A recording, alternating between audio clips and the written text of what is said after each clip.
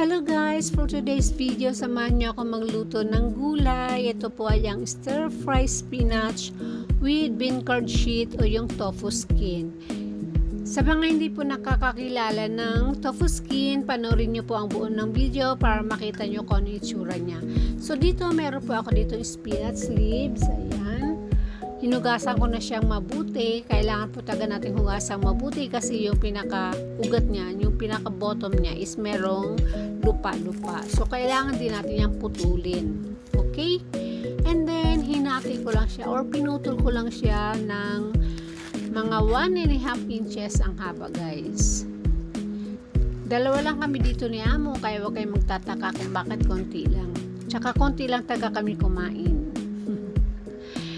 So, ayun, tapos na tayo. So, after that, ito na po yung ating tofu skin o yung bean curd sheet. Inano ko na siya, ginutay-gutay ko na siya. So, ganito po ang itsura niya, guys. Ayan. O, diba? Pinunit-punit ko na siya. May nabibili po na ito mas makapal. Kaya lang, mas matagal yung babaran nun. Kaya, ang pinili ko ay yung manipis lang. Yan. And then, ibabad natin siya sa tubig at dahil nga manipis lang yung binili ko is binabad ko lang siya ng mga 10 minutes lang. Pag mas makapal yung mabili nyo, mas matagal ng babara na mangyayari dun. Alright? So, ayan.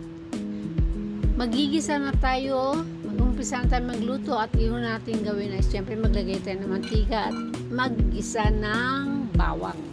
Hanggang sa ito ay bumango at mag-golden brown.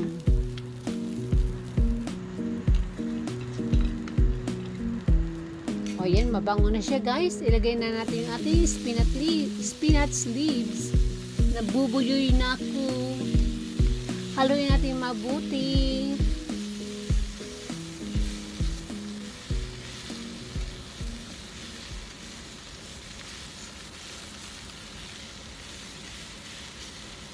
Ayan, then ilagay na natin yung ating bean curd sheet. Ayan, haluin natin mabuti, guys.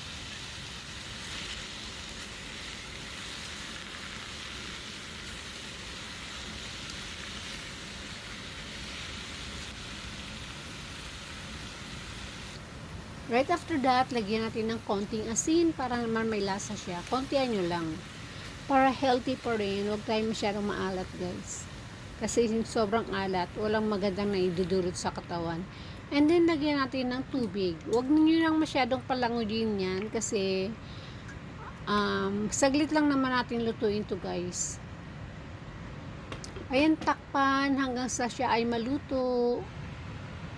Pero every now and then, you need to check kasi syempre baka matuyuan siya ng tubig. Madali lang naman maluto, guys, ang spinach. Pero ang mga amo ko kasi is gusto nila is yung malambot na malambot. Gusto nila yung malambot na malambot ang gulay. So, ayan. Patutuyuin ko lang ng konti yung tubig.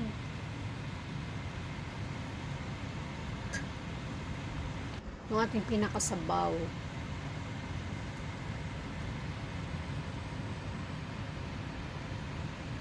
So, ayan. Patutuyuin lang natin yan, ang tubig. So, tapos na po tayo. Pag natuyo na po yan, tapos na po tayo. Thank you so much. And please don't forget to like, share, comments, and subscribe. And hit the notification bell para po kayo updated. Bye!